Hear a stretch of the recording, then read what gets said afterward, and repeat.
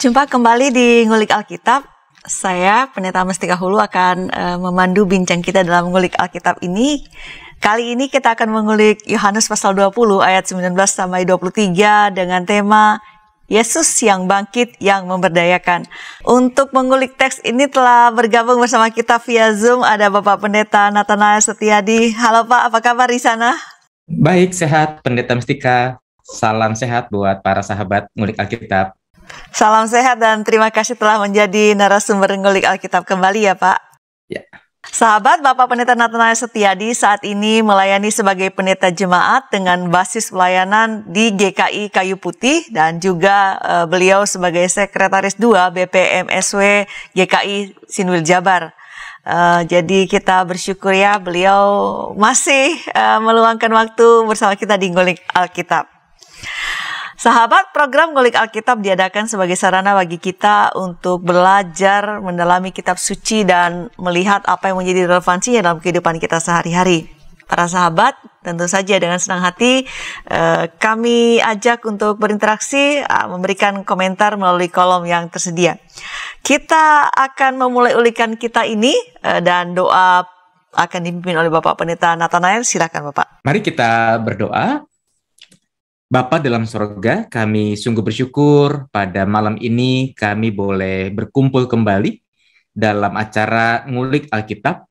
Kami hendak belajar lebih jauh tentang kebenaran firman Tuhan, mengerti apa yang disampaikan oleh para penulis, dan kami juga mengerti apa yang menjadi pesan dari firman Tuhan untuk kehidupan kami pada masa kini. Pakailah hamba-Mu maupun juga Pendeta Mestika, sehingga apa yang kami sampaikan, apa yang kami bagikan ini sungguh menjadi bekal, menjadi berkat tersendiri bagi para sahabat IKB yang menyaksikannya.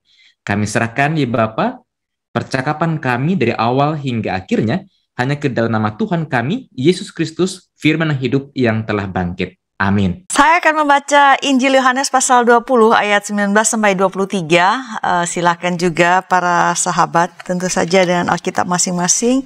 Yohanes pasal 20 ayat 19 sampai 23.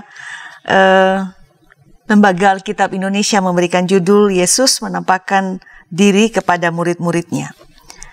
Ketika hari sudah malam pada hari pertama minggu itu, berkumpullah murid-murid Yesus di suatu tempat dengan pintu-pintu yang terkunci karena mereka takut kepada orang-orang Yahudi. Pada waktu itu datanglah Yesus dan berdiri di tengah-tengah mereka dan berkata, "Damai sejahtera bagi kamu." Dan sesudah berkata demikian, ia menunjukkan tangannya dan lambungnya kepada mereka. Murid-murid itu bersukacita kepada mereka ketika mereka melihat Tuhan. Maka kata Yesus sekali lagi, "Damai sejahtera bagi kamu. Sama seperti Bapa mengutus aku, demikian juga sekarang aku mengutus kamu." Dan sesudah berkata demikian, ia mengembusi mereka dan berkata, "Terimalah Roh Kudus. Jikalau kamu mengampuni dosa orang, dosanya diampuni. Dan jikalau kamu menyatakan dosa orang tetap ada, dosanya tetap ada." Itu adalah beberapa teks atau satu bagian perikop Yohanes 20 yang akan kita ulik pada kesempatan ini. Saya mau membuka ngulik kita ini dengan pertanyaan kepada Pak Pendeta Adi. Teks Yohanes 20 ayat 19-23 ini kan latar belakangnya Yesus yang sudah bangkit. Dalam tuturan Injil Yohanes ini, Yesus yang bangkit pertama kali menampakkan diri kepada Maria Magdalena. Kita juga pernah membahas itu juga dengan Pak Pendeta gitu ya. Kemudian menampakkan diri kepada muridnya pada saat hari sudah malam, dan catatannya adalah pada hari pertama minggu itu. Pertanyaan pertama membuka ngulik kita Pak Pendeta. Apa yang dimaksud dengan hari pertama minggu itu? Apakah itu sama dengan hari Minggu yang kita kenal sekarang Pak? Silakan. Oke, baik, terima kasih. Jadi para sahabat, perhitungan hari dalam masyarakat Yahudi tentu berbeda dengan perhitungan hari yang kita kenal pada saat ini. Nah, perhitungan hari pada masyarakat Yahudi itu didasarkan pada apa yang Alkitab katakan, terutama pada bagian penciptaan. Ketika Allah usai menciptakan terang, maka di bagian akhir bagian itu dikatakan jadilah petang dan jadilah pagi. itulah hari pertama. Demikian juga ketika Allah menciptakan cakrawala, Allah pun juga mengakhiri dengan kata yang serupa, itulah hari kedua, itulah hari ketiga, dan seterusnya. Nah, para rabi Yahudi ya lantas menafsirkan bagian tersebut dan kemudian menetapkan bahwa permulaan hari adalah dari petang hari saat matahari mulai terbenam, bukan seperti kita saat ini ya. Kalau kita kan hari berganti itu pukul katakanlah 00.01 udah berganti yang baru gitu ya. Nah, perhitungan hari bagi para rabi itu dari matahari terbenam sampai menjelang matahari terbenam keesokan harinya. Nah, hari pertama dalam masyarakat Yahudi dimulai pada hari Sabtu hari terbenam ya. Jamnya memang tidak bisa dipastikan karena posisi matahari kan berubah-ubah sepanjang tahun. Kadang jam 6, kadang jam setengah 7 begitu ya, tergantung posisi matahari. Nah, sampai ya hari Minggu sore itu hari pertama. Jadi dari Sabtu sore sebelum matahari terbenam sampai hari Minggu sore ketika matahari terbenam. Nah, Yesus dalam catatan Injil bangkit pada hari Minggu subuh. Artinya masih dalam kategori hari pertama, ya, hari pertama dalam konteks kalender Yahudi. Nah, konteks cerita kita dikatakan ketika hari sudah malam pada hari pertama minggu itu. Nah, tentu ini kan menimbulkan pertanyaan problematik. Jika hari sudah malam, berarti kan kalau mengikuti kalender Yahudi tadi, harinya sudah berganti ke hari yang berikutnya gitu. Hari kedua dalam kalender Yahudi atau hari Senin dalam pengertian kita saat ini. Nah, bagaimana ini coba dimaknai. Ada satu penafsir yang coba memperhatikan apa sih kata Yunani yang dipakai untuk malam di sini, ya. Diambil dari kata opsios atau opsinos yang bisa juga berarti sesaat sebelum malam tiba, sesaat sebelum matahari terbenam. Nah, kalau arti opsios ini mau dipakai, maka konteks cerita kita memang masih berlangsung pada hari Minggu, ya, belum berganti ke hari Senin, ya. Tapi tafsiran ini agak kurang kuat sebab Alkitab terjemahan baru yang kita pakai mengatakan bahwa hari sudah malam, begitu. Sehingga kata opsios itu memang lebih tepat diterjemahkan sebagai evening atau memang sudah malam. Nah, kalau begitu bagaimana menjelaskan cerita kita? Nah, rupa-rupanya di sisi lain penulis Injil Yohanes ini kan bisa dikatakan Injil yang paling akhir ditulis dibandingkan dengan Matius, Markus, Lukas. Kurang lebih tahun 80-90-an ditulisnya, begitu ya. Nah, tampaknya penulis Injil Yohanes ini tidak mengikuti perhitungan Yahudi, tetapi justru mengikuti perhitungan kalender Romawi, gitu. Ya, apa buktinya? Sebagai contoh, dalam Injil Markus disebutkan bahwa ketika Yesus disalibkan, itu hari jam 9, ya, dalam Markus 15 ayat 25. Sementara dalam Injil Matius dikatakan jam 12 kegelapan menutupi Golgota. Jadi Injil Matius dan Injil Markus ini punya kesejalanan. Injil Markus mengatakan jam 9 disalibkan, jam 12 kegelapan menutupi tempat itu, gitu ya. Nah, tetapi dalam Injil Yohanes 19 ayat 14 dijelaskan bahwa pada saat hari kira-kira jam 12 Pilatus masih mengadili Yesus, belum disalibkan, gitu. Jadi tampak ada kalender yang berbeda yang dipakai oleh Injil Yohanes dengan yang dijelaskan dalam Injil Sinoptik, ya. Nah, artinya apa? Bahwa dalam konteks bacaan ngulik Alkitab kita hari ini, ya, malam itu ya masih hari Minggu, begitu ya. Nah, selanjutnya penekanan tentang hari pertama minggu itu ternyata tidak hanya muncul dalam teks ngulik Alkitab kita saat ini, tapi juga sudah disebutkan pada perikop sebelumnya ketika Yesus menampakkan diri kepada Maria Magdalena. Nah, jadi penulis Injil Yohanes tampaknya mau memberi penekanan pada hari pertama minggu itu, atau pada hari Minggu, di mana kita meyakini bahwa pada hari Minggu itulah Yesus dibangkitkan dari antara orang mati. Dan ketika hari pertama minggu itu ditekankan, maka Allah menghormati hari itu, hari Minggu, sebagaimana kita pun juga menghormati hari Minggu sebagai hari kebangkitan Tuhan dan kita beribadah pada hari Minggu. Demikian, Pendeta Tika. Jadi itu tadi pertanyaan saya kan, apakah ini sama dengan hari Minggu yang kita kenal sekarang, dan tampaknya memang hari Minggu yang kita rayakan ya Pak ya, begitu ya. Selanjutnya kita kan sudah bicara mengenai setting waktu begitu ya. Nah, kita bergeser ke setting tempat. Tadi dikatakan bahwa para murid berkumpul di suatu tempat. Nah, tempat seperti apa sih Pak yang dimaksud? Tempat persembunyian begitu, semacam suaka. Ini gua atau rumah sih Pak? Baik, terima kasih. Jadi para sahabat dan Pendeta Tika, dalam Alkitab bahasa Yunani yang menjadi bahasa asli dari Injil Yohanes, frasa suatu tempat dengan pintu-pintu yang terkunci itu menggunakan kata Yunani turon dari akar kata tura, ya, yang secara harfiah punya banyak arti. Pertama, kata tura itu bisa menunjuk kepada pintu untuk masuk, pintu untuk keluar. Tapi tura pun juga bisa dipakai untuk menyebut pintu rumah. Ada juga penulisan lain di mana tura itu dipakai untuk menjelaskan pintu dari sebuah taman, dari sebuah gerbang, gitu ya. Nah, lalu pada konteks di masa itu, kata tura pun juga bisa menyebutkan atau bisa menunjuk pada pintu sebuah kuil, pintu sebuah tempat ibadah, gitu. Ada juga ya kata tura yang dipakai untuk menjelaskan pintu makam. Jadi kalau kita membayangkan ada makam-makam tertentu yang dibikin semacam pintu gerbang begitu ya untuk masuk ke dalamnya. Itulah tura, pintu gerbang makam. Tapi kata tura pun juga dipakai oleh masyarakat pada waktu itu untuk menyebutkan pintu surga. Nah, Yesus dan para murid memang suka berkumpul di sebuah rumah. Kalau kita mengingat peristiwa Yesus makan perjamuan Paskah atau perjamuan terakhir dengan para muridnya, maka bukankah Yesus berada di sebuah rumah begitu ya? Dalam Injil Yohanes pasal 13 kan dijelaskan bagaimana Yesus makan di sebuah rumah. Nah, kisah paralelnya dalam Injil Matius 26 ayat 18 juga menjelaskan Yesus sedang merayakan perjamuan Paskah di rumah si Anu. Memang tidak disebutkan siapa namanya, tapi dikatakan rumah si Anu, kamu harus masuk ke sana, kata Yesus pada para muridnya.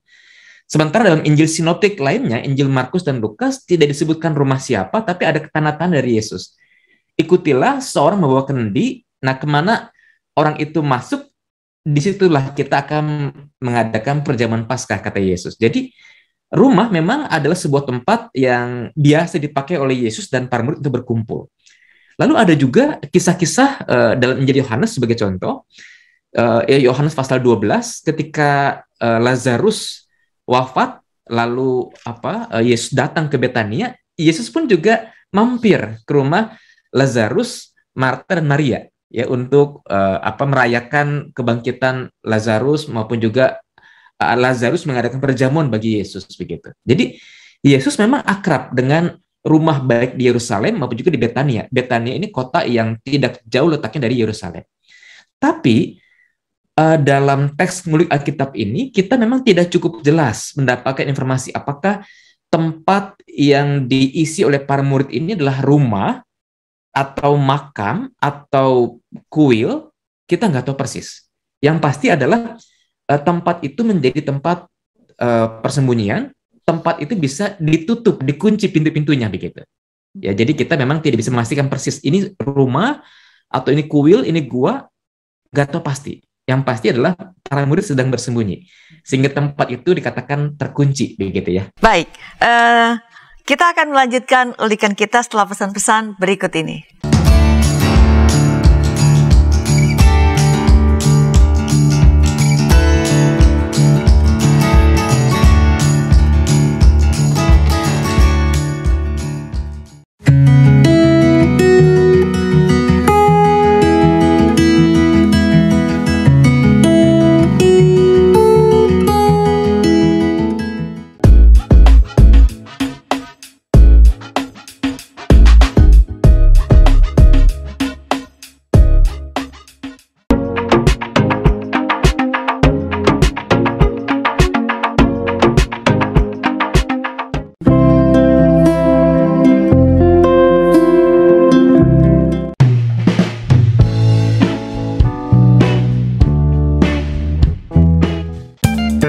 sahabat, mari dukung pelayanan dan pekabaran Injil melalui YKB dengan membagikan link acara ini kepada sebanyak mungkin orang.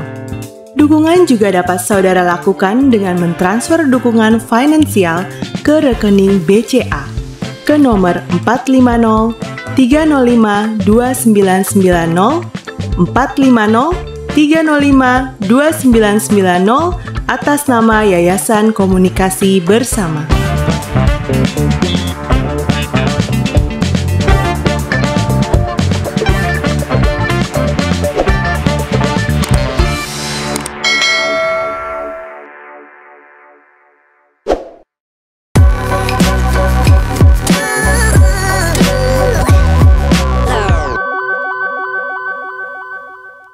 Terima kasih masih bersama kami di Ngulik Alkitab. Saya Pendeta Mestika Hulu dan narasumber kita Bapak Pendeta Nathanael Setiadi yang bergabung via Zoom. Kita sedang mengulik Yohanes pasal 20 ayat 19 sampai 23 dengan tema Yesus yang bangkit yang memberdayakan. Kita lanjutkan ulikan kita. Tadi di segmen pertama ya, persis di penghujung segmen pertama Pak Adi menjelaskan bahwa para murid ini berkumpul di suatu tempat. Kita tidak tahu persis tempatnya, entah itu kuil atau misalnya rumah atau gua. Cuma tadi saya senyum-senyum bayangin gimana ya nutup gua ya Pak dengan dikunci. Jadi tapi kita tidak tahu, yang jelas para murid berkumpul di dalam sebuah tempat begitu. Nah, membuka ngulik kita di segmen kedua ini, saya ingin meminta ulikan Pak Adi. Tentu saja para murid berada di sebuah tempat dengan pintu-pintu yang terkunci. Entah apapun tempat itu, kita tidak tahu persis apakah rumah, gua, kuil, atau apapun itu. Yang Alkitab katakan adalah bahwa situasi itu mereka bersembunyi seperti itu karena rasa takut kepada orang-orang Yahudi yang membenci Yesus dan mengejar mereka. Nah, pertanyaan saya nih Pak di segmen kedua ini, seperti apa sih situasi yang dialami para murid itu sehingga saya mau meminjam istilah kita sekarang nih Pak Pendeta, para murid harus melockdown diri mereka di satu tempat. Ini kan semacam lockdown ya, jadi putus dulu dari dunia luar. Situasinya gimana Pak Pendeta? Silakan. Oke, baik, terima kasih. Jadi para sahabat, dalam Injil Yohanes, istilah orang-orang Yahudi yang dipakai dalam Yohanes 20 tadi mau menunjuk pada karakteristik orang-orang Yahudi ketika berhadapan dengan Yesus dan juga para murid, di mana orang-orang Yahudi ini digambarkan sebagai pihak yang menentang, yang memusuhi Yesus. Sebagai contoh dalam Injil Yohanes 2 ayat 18 dikatakan begini, orang-orang Yahudi menantang Yesus, katanya, tanda apakah dapat engkau tunjukkan kepada kami bahwa engkau berhak bertindak demikian? Jadi istilah orang-orang Yahudi menunjuk pada kelompok yang memusuhi, menentang Yesus. Nah, ketika Yesus ditangkap, diadili, bukankah Yesus juga dituduh telah menodai agama Yahudi? Juga dianggap membahayakan wibawa para penguasa Yahudi ya. Alhasil Kayafas yang menjadi imam besar pada waktu itu pernah menasihati para penguasa Yahudi, adalah lebih berguna jika satu orang mati untuk seluruh bangsa, yaitu dalam Yohanes 18 ayat 14 begitu ya. Nah, jadi Yesus dan para murid ini dianggap oleh orang-orang Yahudi, ya utamanya memang penguasa Yahudi, sebagai musuh agama. Nah, ketika sang pemimpin, dalam hal ini Yesus, ditangkap, dijatuhi hukuman mati, maka para muridnya dalam keadaan terancam. Bisa aja para murid ini turut dikejar, ditangkapi agar tidak menyebarluaskan paham ataupun juga pengajaran dari Yesus. Nah, dalam kondisi itulah para murid dikisahkan takut kepada orang-orang Yahudi. Alkitab dalam terjemahan bahasa Indonesia sehari-hari atau bahasa Indonesia masa kini mengatakan takut kepada para penguasa Yahudi, ya sebagaimana tadi telah dijelaskan. Nah, mereka berkumpul bersama selain untuk bersembunyi, tapi ya untuk saling menguatkan pada akhirnya ya, karena kalau sembunyinya rame-rame kan jadi lebih berani ya, setidaknya begitu. Oke, orang takut bersama orang takut menjadi berani, kurang lebih begitu ya Pak ya. Baik, iya, mereka bersembunyi dari orang-orang Yahudi yang membenci guru mereka yang sudah mati disalib dan ini mengancam mereka. Oke, Pak Adi telah menjelaskan alasan para murid bersembunyi begitu. Dan kemudian setelah mereka berkumpul dalam ruangan yang mungkin terisolasi juga ya, semacam lockdown tadi di istilah kita sekarang gitu ya. Mereka mengunci pintu begitu. Tetapi kisahnya berikutnya adalah Yesus datang. Saya mau membaca ulang bagian ini Pak Pendeta, supaya para pemirsa Ngulik Alkitab juga disegarkan kembali begitu ya.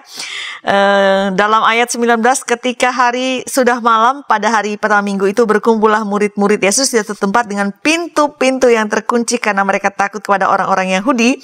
Nah, bagian B-nya, pada waktu itu datanglah Yesus dan berdiri di tengah-tengah mereka dan berkata, damai sejahtera bagi kamu. Pintunya terkunci nih Pak Pendeta. Seperti di studio sekarang karena kita lagi syuting begitu ya, dikunci begitu ya pintunya. Tapi Yesus berdiri di tengah-tengah mereka.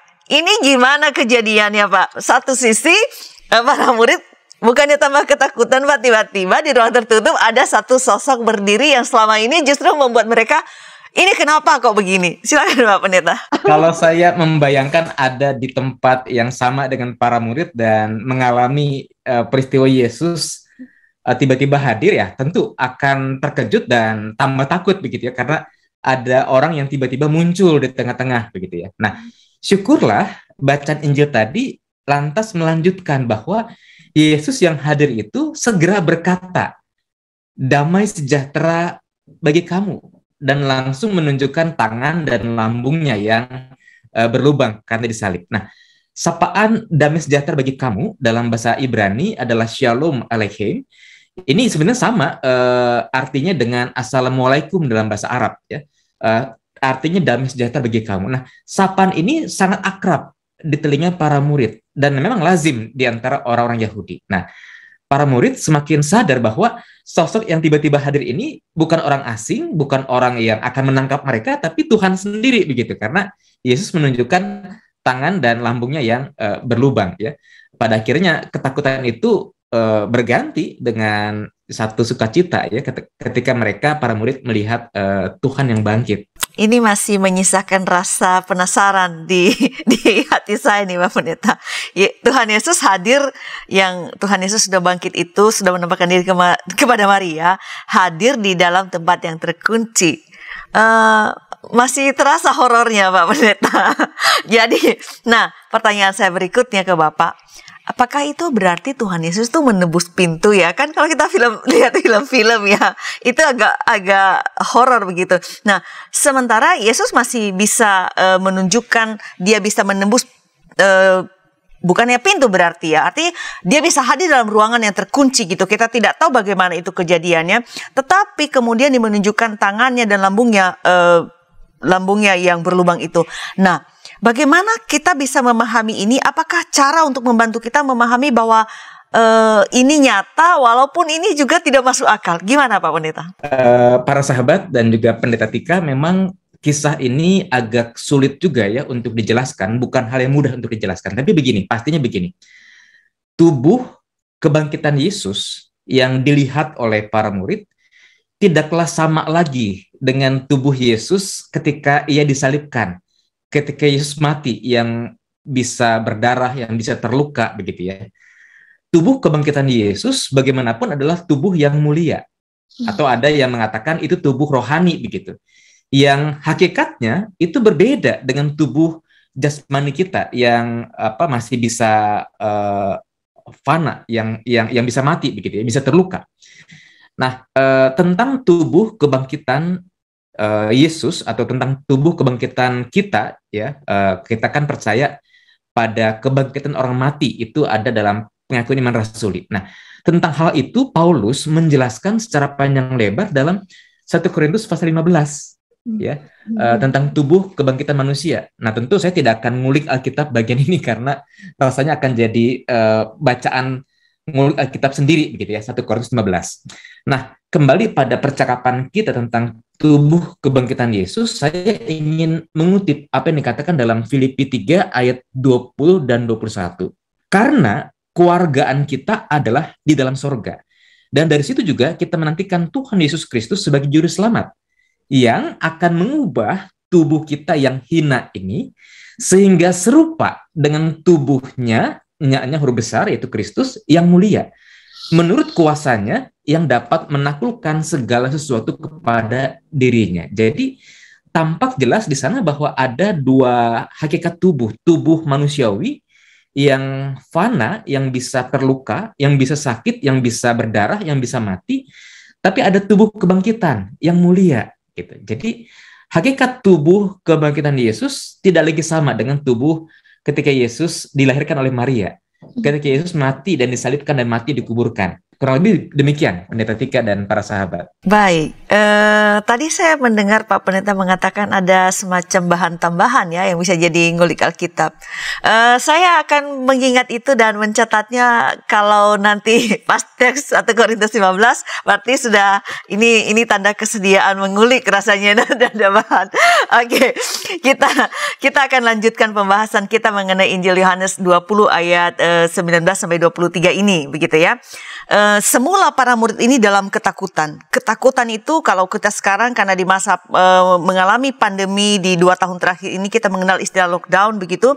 Jadi mereka menutup diri terhadap dunia luar karena dalam rangka penyelamatan begitu. Tetapi Tuhan Yesus yang hadir walaupun terasa menakutkan juga memberikan perubahan dari ketakutan menjadi sukacita. Nah, bagaimana memaknakan situasi atau perubahan yang dialami oleh para murid ini, Pak Pendeta? Silakan. Baik, terima kasih. Jadi tentang Yesus yang bangkit sebenarnya bukan baru kali pertama itu diketahui oleh para murid. Sebab dalam perikop sebelumnya, ketika Yesus menampakkan diri kepada Maria Magdalena, pada bagian akhir kisah itu, satu ayat sebelum bacaan kita, dikatakan Maria Magdalena pergi dan berkata kepada para murid, "Aku telah melihat Tuhan." Artinya para murid itu sudah mendengar berita Yesus bangkit. Nah, bacaan kita menunjukkan bahwa berita yang mereka dengar itu nggak salah, karena mereka melihat secara langsung Yesus yang bangkit itu menghadirkan diri, menampakkan diri kepada para murid. Nah, sehingga ada perubahan suasana dari ketakutan menjadi sukacita. Tetapi yang menarik adalah bahwa Tuhan Yesus tidak sekedar ingin menghibur para murid dari yang semula ketakutan menjadi bersukacita. Sebab Yesus ternyata ingin menghadirkan panggilan, ingin mengingatkan para murid akan tugas panggilan dari Bapa. Ya, sehingga dalam bacaan kita ayat 21, Yesus berkata sekali lagi, "Damai sejahtera bagi kamu," atau Shalom Aleichem tadi. Lalu dikatakan, "Sama seperti Bapa mengutus aku, demikian sekarang juga aku mengutus kamu." Nah, jadi penampakan Yesus yang bangkit pada para murid di tempat yang sedang terkunci itu tidak sekedar membuktikan bahwa dia bangkit dari kematian, tapi juga mau mengingatkan para murid bahwa, mereka itu punya tugas pengutusan loh di tengah-tengah dunia. Nah, jadi lebih jauh kita belajar di sini bahwa ketakutan para murid, kesedihan, kegalauan yang dialami oleh para murid, atau dalam bahasa sekarang kita kerap mendengar istilah vulnerability atau kerapuhan, ternyata itu bukanlah penghalang loh bagi Allah untuk memakai para murid di masa lalu atau juga memakai kita di masa kini bagi pekerjaan-pekerjaannya begitu. Itulah makna yang saya dapat ayat ini, Pendeta Tika. Baik, saya kira itu sebuah catatan yang sangat menarik yang Bapak Pendeta Adi sampaikan bahwa kerapuhan atau kita bukan penghalang untuk merasakan sukacita dari Tuhan, pemulihan dari Tuhan. Di tengah situasi yang masih kita hadapi, saya kira itu bisa menjadi kabar baik bagi kita, Pak Pendeta. Semoga para pemirsa juga merasakan pesan itu bisa menggema di dalam hati dan menjadi kekuatan menjalani sehari-hari. Kita akan lanjutkan ulikan kita setelah pesan-pesan berikut ini.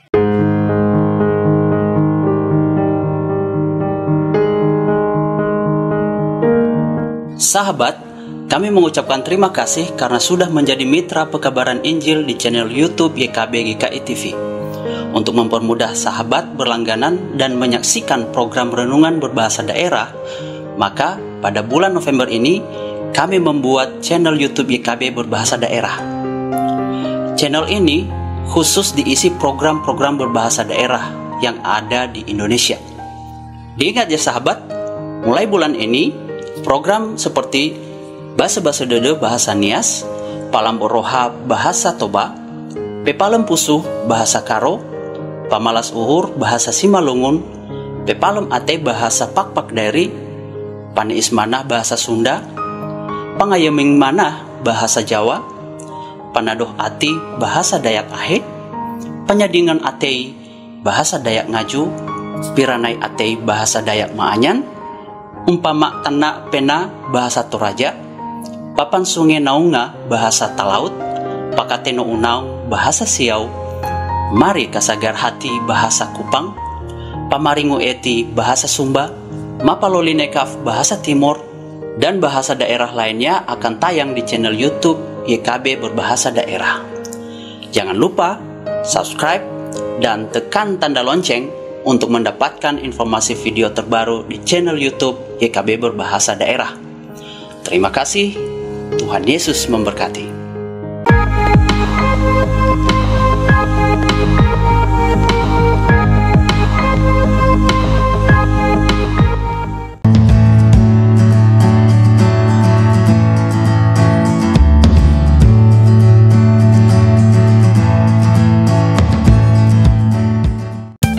Sahabat, mari dukung pelayanan dan pekabaran Injil melalui YKB dengan membagikan link acara ini kepada sebanyak mungkin orang.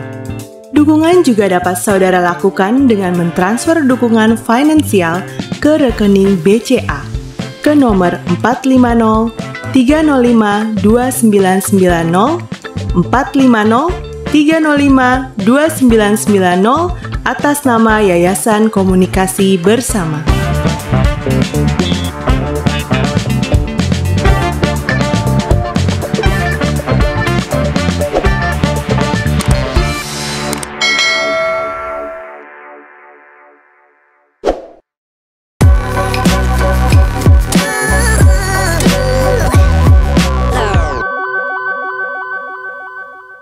Terima kasih sahabat, masih bersama kami di Ngulik Alkitab di segmen terakhir. Tentu saja saya Pendeta Mestika Hulu dan narasumber kita Bapak Pendeta Nathanael Setiadi yang hadir bersama kita via Zoom. Kita sedang mengulik Yohanes pasal 20 ayat 19 sampai 23. Tema kita kali ini, Yesus yang bangkit yang memberdayakan. Kita lanjutkan ulikan kita karena segmen terakhir, jadi kita gunakan waktu ini sebaik mungkin meminta ulikan Pak Pendeta Adi. Di penghujung segmen kedua tadi, Pak Pendeta Adi menjelaskan pada kita tentu saja bahwa penampakan Yesus pada para murid bukan sekadar mengkonfirmasi bahwa ia sudah bangkit. Lebih dari itu, justru kehadirannya di tengah-tengah mereka mau mengingatkan akan tugas pengutusan mereka. Nah, pertanyaan saya membuka segmen ketiga kita ini, Pak. Apa hubungannya begitu ya?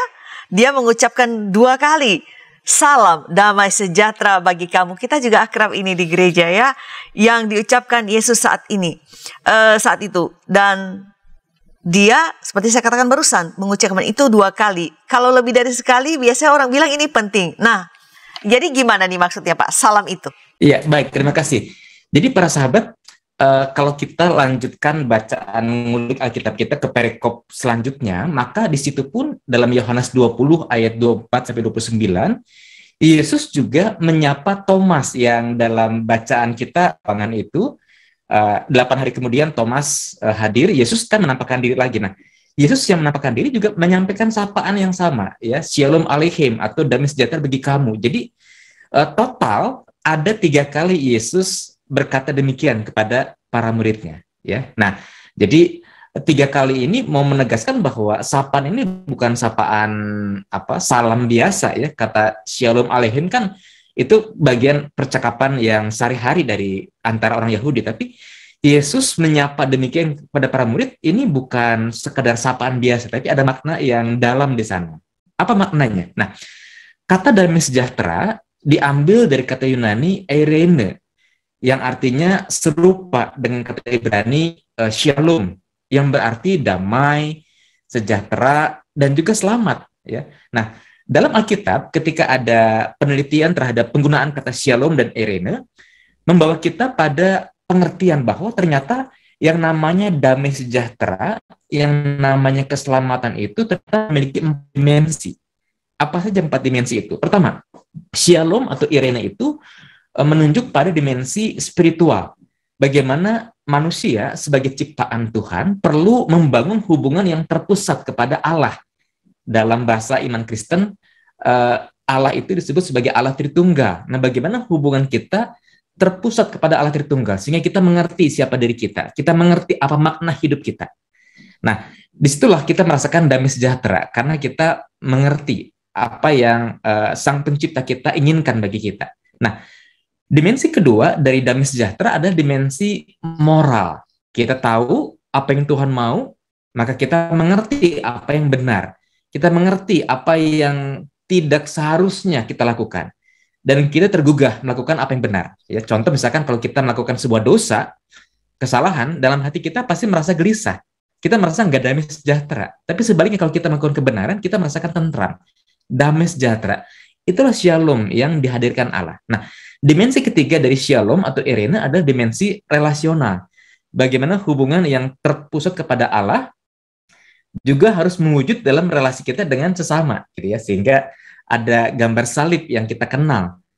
Kalau kita punya hubungan yang baik dengan sesama, ada damai yang terjadi, itulah sukacita yang kita rasakan. Dan relasi relasional, damai sejahtera, aspek dimensi relasional ini bukan hanya relasi manusia dengan sesama manusia, enggak. Relasi manusia dengan segenap makhluk, dengan segenap ciptaan Tuhan yang lain. Karena kalau kita tidak akrab dengan alam, kita mengeksploitasi alam, banjir terjadi, apakah kita merasakan damai sejahtera? Tidak, gitu ya. Jadi Shalom pun juga mencakup relasi kita dengan segenap ciptaan Tuhan yang lain. Dan dimensi yang keempat adalah dimensi fisik atau material.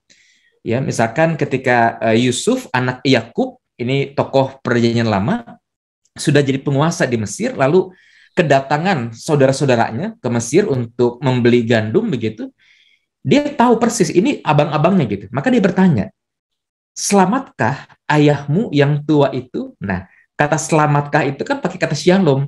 Artinya apa? Baik-baik sajakah ayah kita? Baik-baik sajakah dia? Sehatkah dia? Ya, jadi kata Shalom pun juga memiliki pengertian fisik, material, kesehatan, kesejahteraan fisik begitu.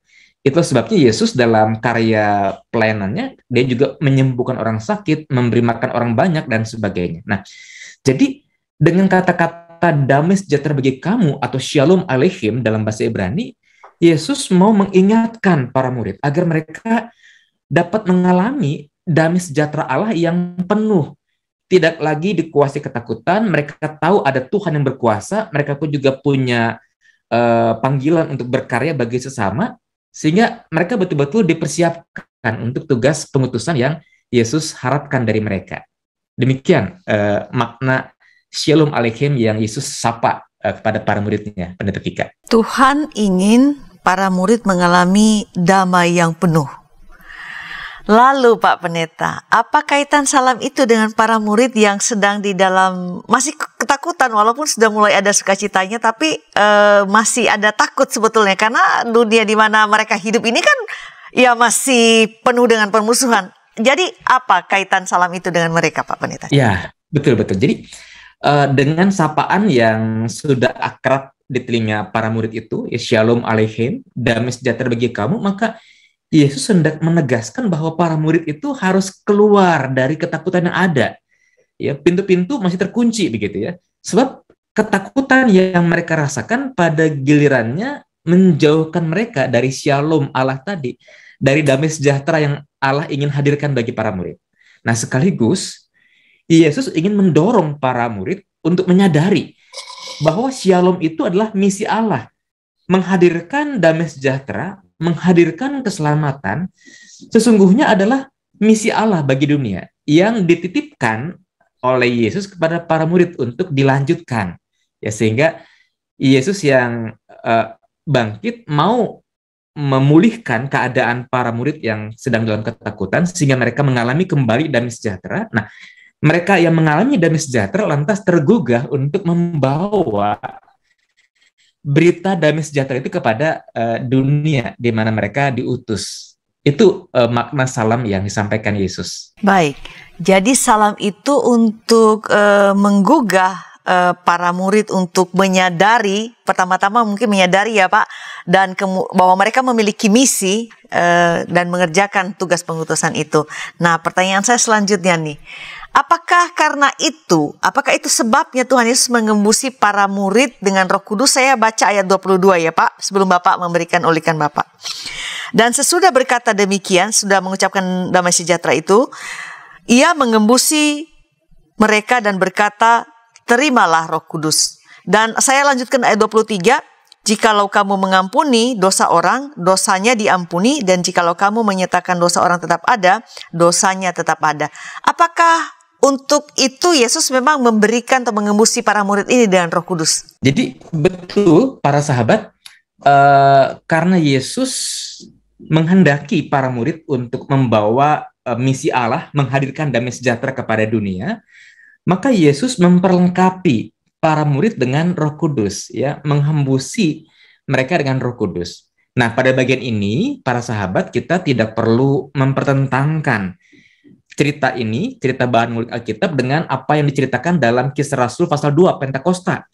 Di mana pada Kisah Rasul pasal 2 kan dikisahkan juga bagaimana Roh Kudus itu kan dicurahkan kepada para murid yang sudah disebut Rasul waktu itu. Mengapa? Sebab kenapa kita nggak perlu mempertentangkan gitu kan? Apakah Pentakosta sudah terjadi atau bagaimana gitu ya? Kita nggak perlu pertentangkan itu. Mengapa demikian? Sebab bukankah Allah itu adalah Roh? Ya, maka kalau Allah adalah Roh, pekerjaan Allah itu tidak bisa dibatasi oleh ruang dan waktu. Artinya Roh Kudus bukan baru berkarya atau baru ada pada saat Pentakosta, tidak. Tapi Roh Kudus itu bisa berkarya juga pada waktu-waktu yang lain, termasuk ketika Yesus menghembusi para murid dengan Roh Kudus. Atau bahkan kalau kita masih mengingat kisah penciptaan, kejadian pasal pertama, dikisahkan di sana Roh Allah melayang-layang di atas permukaan air. Jadi Roh Allah sudah ada, Roh Kudus sudah berkarya, begitu ya. Nah, pada titik inilah kita juga kembali diingatkan bahwa ketika Allah mengutus para murid, ketika Allah mengutus kita juga untuk membawa shalom, membawa damai sejahtera Allah di tengah-tengah kehidupan dunia, kita itu tidak diutus dengan tangan kosong. Allah ternyata memperlengkapi kita, termasuk pada ayat yang ke-23. Dikatakan, jikalau kamu mengampuni dosa orang, dosanya diampuni. Dan jikalau kamu menyatakan dosa orang tetap ada, dosanya tetap ada. Nah, ayat 23 tidak boleh dilepaskan dari ayat 22. Sebab ayat 22 kan Yesus menghembusi mereka dengan Roh Kudus. Lalu Yesus mengatakan ayat 23 tadi ya, ini bicara soal apa? Bicara soal para murid selain dilengkapi dengan Roh Kudus, juga diberikan kuasa untuk memberitakan pengampunan dosa. Bahwa manusia sudah jatuh dalam dosa, kita harus bertobat, kita perlu bergantung pada anugerah pengampunan Allah dalam peristiwa Yesus. Ya, Yesus yang disalib, mati dan dikuburkan, mendamaikan kita, menghadirkan penebusan dosa bagi kita. Kuasa memberitakan pengampunan dosa itulah yang diberikan pada para murid untuk melaksanakan tugas pengutusannya. Nah, persoalannya adalah, tadi kan kita udah belajar bahwa ternyata Tuhan itu nggak sembarang mengutus, nggak sembarang menyuruh orang. Karena orang-orang yang diutus juga ternyata diperlengkapi, diberdayakan begitu. Nah, persoalannya adalah kita nih, manusia ini gitu ya. Udah diutus, Tuhan juga udah sanggup memperlengkapi kita, tapi manusianya kerap cari-cari alasan untuk menolak panggilan Tuhan itu. Padahal Tuhan sudah memberikan perlengkapan kepada kita. Tuhan sanggup memberikan penyertaannya kepada kita, tapi manusianya yang cari-cari alasan untuk menghindari panggilan dari Tuhan. Gitu. Baik, saya tersentil ya dengan apa yang Pak Pendeta Adi sampaikan barusan, bahwa Tuhan memilih kita, memperlengkapi kita dengan kuasa, dengan Roh Kudus, tapi ya kadang-kadang kita ini cari-cari alasan begitu ya. Semoga ini menjadi, karena kita sedang berada di ini Pak, baru saja melewati Paskah ya. Jadi semoga ini menjadi momen kita untuk berefleksi, membarui komitmen kita juga dalam hidup sebagai umat Tuhan. Jangan lagi cari-cari alasan begitu ya. Tuhan mengutus kita ke tengah dunia ini membagikan damai tadi, membagikan sukacita, dan kita melakukannya tidak sendiri tetapi dengan kuasa darinya, Roh Kudus. Oke Pak Pendeta, seberapapun kita mengulik ini dan dengan sangat menarik, tapi bagaimanapun kita harus mengakhiri ngulik ini. Kita sudah berada di penghujung ngulik Alkitab ini. Apa hal atau poin yang menjadi penekanan yang ingin Pak Pendeta Adi sampaikan berdasarkan Yohanes 20 ayat 9-23 dengan tema yang sangat menarik. Tadi saya baca ulang tema kita kali ini, Yesus yang bangkit, yang memberdayakan. Jadi apa pesan masih dalam suasana Paskah nih? Apa pesannya bagi umat Tuhan, para pemirsa ngulik Alkitab bersama kita, supaya itu juga boleh menjadi sebuah spirit bagi mereka untuk melanjutkan kehidupan? Betul, dampak pandemi memang pandemi sudah mulai mereda, tapi dampaknya masih terasa dan kita harus melanjutkan hidup dan banyak tantangan. Mungkin ada ketakutan, mesti ada yang seolah-olah menutup diri dan segala macam. Apa yang harus kita lakukan sebagai umat Tuhan berdasarkan ngulik kita kali ini, Pak? Iya, baik. Terima kasih, Pendeta Tika. Nah, para sahabat, bacaan Yohanes 20 ayat 19-23 mau menegaskan kepada kita bahwa ketika Yesus yang bangkit hadir dalam pergumulan para murid yang sedang ketakutan terhadap orang-orang Yahudi, bukankah itu mau menunjukkan bahwa Yesus itu peduli kepada kondisi para murid yang sedang ketakutan? Pun sama dengan kita, kalaupun saat ini pada masa pandemi kita mengalami kekhawatiran, kecemasan, kebingungan, Tuhan yang bangkit itu bukanlah Tuhan yang asing, Tuhan yang jauh, tidak. Justru Tuhan yang bangkit adalah Tuhan yang dekat dengan pergumulan para murid. Tuhan yang dekat dengan pergumulan kita sekalipun. Nah, karena itu kita perlu memiliki semangat pengharapan bahwa keberadaan diri kita, apapun kondisi kita, apakah sakit, apakah kekurangan penghasilan karena pandemi, atau apapun kondisi kita, Tuhan itu peduli. Tuhan itu tetap hadir dalam setiap pergumulan kehidupan kita. Itu yang pertama. Nah, yang kedua, ketika tadi kita belajar bagaimana para murid yang rapuh dalam ketakutannya, dalam kebimbangannya, dalam kegalauannya, ternyata Tuhan pakai untuk menjadi utusan-utusan Tuhan, membawa damai sejahtera. Maka bukankah di sini kita belajar bahwa kerapuhan manusia, katakanlah kelemahan kita, keterbatasan kita, atau apapun juga kondisi yang kita hadapi, kerapuhan itu bukanlah penghalang bagi pekerjaan Allah untuk dinyatakan di dalam kehidupan kita dan juga melalui kehidupan kita. Yang ketiga, Tuhan yang mengutus, Tuhan yang meminta kita untuk menjadi pewarta damai sejahtera Allah, ternyata adalah Tuhan yang juga memperlengkapi. Ternyata Tuhan juga adalah Tuhan yang memberikan kuasa kepada kita. Nah, karena itu, ya, setiap kita yang dipanggil oleh Tuhan untuk menjadi apapun, menjadi suami, menjadi istri, menjadi ayah, menjadi ibu, menjadi pegawai, menjadi pimpinan, menjadi guru, menjadi dokter, apapun kondisi kita, apapun panggilan kita, Tuhan yang mengutus, Tuhan memanggil itu sanggup juga memperlengkapi kita. Nah, karena itu kita perlu membuka diri pada panggilan Tuhan.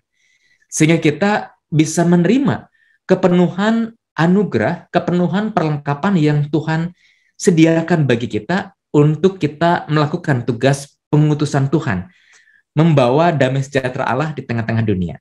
Nah, kiranya dengan 3 poin ini, setiap kita boleh membawa semangat Paskah, semangat kebangkitan dalam kehidupan kita selanjutnya, dan damai sejahtera itu sungguh dapat kita rasakan secara penuh. Baik, terima kasih Pak Pendeta Adi untuk kehadiran Bapak sebagai narasumber dan seluruh penjelasan yang diberikan. Kiranya menjadi berkat bagi seluruh pemirsa yang menyaksikan dan dikuatkan dalam kehidupan mereka sehari-hari. Saya mau mengulang beberapa hal yang disampaikan oleh Pak Pendeta. Tadi Pak Pendeta mengatakan dalam penutup bahwa Tuhan peduli pada kita. Kehadirannya di tengah-tengah para murid yang ketakutan itu adalah tanda kepedulian. Dan bagi saya itu sebuah pengharapan. Semoga bagi para sahabat bahwa Tuhan peduli dengan kita, keadaan apapun yang kita alami, bahkan ketika kita merasa rapuh, tidak berdaya, mungkin juga tidak berharga, Tuhan tetap peduli pada kita. Dan itu quote and quote ya, modal untuk memiliki kekuatan untuk melanjutkan kehidupan. Kemudian dalam ulikan kita ini juga tadi kita Pak Pendeta Nathanael mengingatkan kita bahwa salam yang disampaikan Tuhan, damai sejahtera bagi kamu. Tuhan ingin kita mengalami hidup yang penuh. Dan bukan hanya kita, justru kepedulian Tuhan juga dan kemampuan yang diberikan dengan mengembusi Roh Kudus adalah supaya kita mau membagikan damai sejahtera itu juga kepada orang lain. Bahkan di tengah-tengah ketakutan kita, kita mesti overcome, mengatasi ketakutan kita supaya kita bisa membagikan damai sejahtera pada orang lain. Kita harus menjadi sesuatu yang dibarui. Perjumpaan dengan Tuhan harus bisa membarui kita, dan kita juga perjumpaan kita dengan orang yang membarui kita juga. Dan satu lagi, Tuhan mengutus kita bukan sendirian. Dia beserta dengan kita, Roh Kudus yang memperlengkapi kita, dan itu semua menjadikan kita orang-orang yang bisa melangkah walaupun masih rapuh, tetapi kita memiliki kekuatan karena Tuhan yang Maha Kuasa, yang penuh kepedulian, yang sumber damai dan memberikan damai itu beserta dengan kita, bukan hanya saat ini, bukan hanya di ruang-ruang terkunci, di seluruh kehidupan kita ya Pak Pendeta ya. Iya, betul. Tuhan sekali. beserta kita. Baik, sahabat, tuntas sudah jumpa kita di Ngulik Alkitab episode ini. Kiranya percakapan kita, bincang kita menjadi berkat bagi semua. Sekali lagi terima kasih Pak Pendeta Adi. Sama-sama. Kami juga mengapresiasi dukungan para sahabat, baik dalam bentuk like, membagikan link Ngulik Alkitab ini kepada orang lain, para sahabat kerabat, membagikan di media sosial supaya orang lain juga mendapatkan kekuatan melalui ngulik kita kali ini. Jangan lupa melakukan subscribe ya di channel Bible Study supaya mendapatkan update konten-konten terbaru dari kami. Sampai berjumpa di episode yang akan datang. Kita akhiri ngulik kita dengan doa dipimpin Bapak Pendeta Nathanael Setiadi. Silakan Bapak. Baik, mari kita berdoa para sahabat. Ya Tuhan, kami sungguh bersyukur pada malam hari ini ketika kami membaca satu kisah bagaimana Yesus yang bangkit menampakkan diri kepada para murid yang sedang ketakutan. Maka biarlah berita itu sungguh menegaskan bahwa Tuhan yang bangkit adalah Tuhan yang juga tetap menunjukkan kepeduliannya kepada kami dalam ketakutan kami, dalam kebingungan kami di masa pandemi yang berlarut-larut belum juga usai. Kami percaya bahwa kebangkitan Tuhan itu membawa pengharapan baru, menghadirkan kekuatan bagi kami, memberikan daya kepada kami untuk terus melangkah maju, sebab kami tidak dibiarkan berjalan seorang diri. Maka biarlah lewat program Ngulik Alkitab dan bahasan kami malam ini, setiap kami yang menyaksikannya tidak dibiarkan untuk cemas, untuk takut, tapi semakin berdaya dalam menjalani kehidupan di tengah-tengah kerapuhan kami. Bapak, kami berdoa untuk Pendeta Mestika dan juga YKB dalam pelayanan mereka untuk menghadirkan program-program yang memberkati para pemirsa. Biar Tuhan menolong sehingga setiap penyelenggaraan program dari YKB GKI TV dapat menjadi berkat bagi semakin banyak orang, baik di Indonesia maupun juga mereka yang mengikuti siaran-siaran YKB dari berbagai belahan dunia. Dan jika sebentar Bapak, kami akan melanjutkan kehidupan kami selanjutnya. Biarlah damai sejahtera Allah yang melampaui segala akal senantiasa memelihara hati dan pikiran kami dalam Kristus Yesus Tuhan kami. Amin. Amin. Sahabat, mari dukung pelayanan dan pekabaran Injil melalui YKB dengan membagikan link acara ini kepada sebanyak mungkin orang. Dukungan juga dapat saudara lakukan dengan mentransfer dukungan finansial ke rekening BCA ke nomor 450 305 2990 450-305-2990 atas nama Yayasan Komunikasi Bersama.